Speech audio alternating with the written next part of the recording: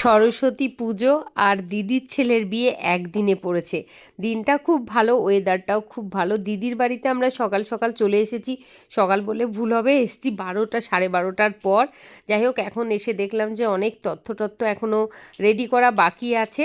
তাই এসব কাজে ছোট ভীষণ পারদর্শী। ছোটকে বললাম, ছোট একটুখানি এগুলো করে ফেল। এবার জামাইবু আর ছোট মিলে প্যাকিং করতে শুরু করেছে। তার ফাঁকে আমি একটু ছোট্ট করে ভিডিও বানিয়ে নিয়েছি, কারণ এসব স্মৃতি তো সারা জীবন থেকে যায়।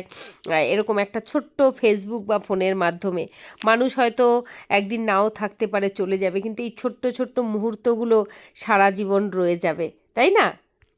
দেখো, যখন হচ্ছে আমরা ছোট ছিলাম তখন জাইমু ছিল বড়, আর আমরা এখন বড় হয়ে গেছি, বুড়ো হয়ে গেছে এখন। এই যে আমাদের জাইমু তখন আমাদের পাড়ায় একদম ফেমাস ছিল। ও, এখন আমরা ফেমাস হয়ে গেছি, জাইমু আমার বুড়ো হয়ে গেছে। দাড়িগুলো দেখো, জাইমু সব পেকে গেছে। আর এই যে দেখো আমাদের দিদির, দেখো দিদি তো পুরো বুড়ি হয়ে গেছে, পুরো বুড়ি।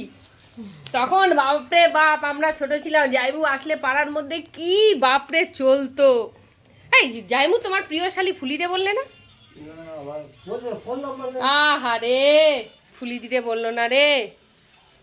চলো দেখি আমরা দিদির ছেলের বিয়েতে আনন্দ ফুর্তি যা করবো তোমার সাথে।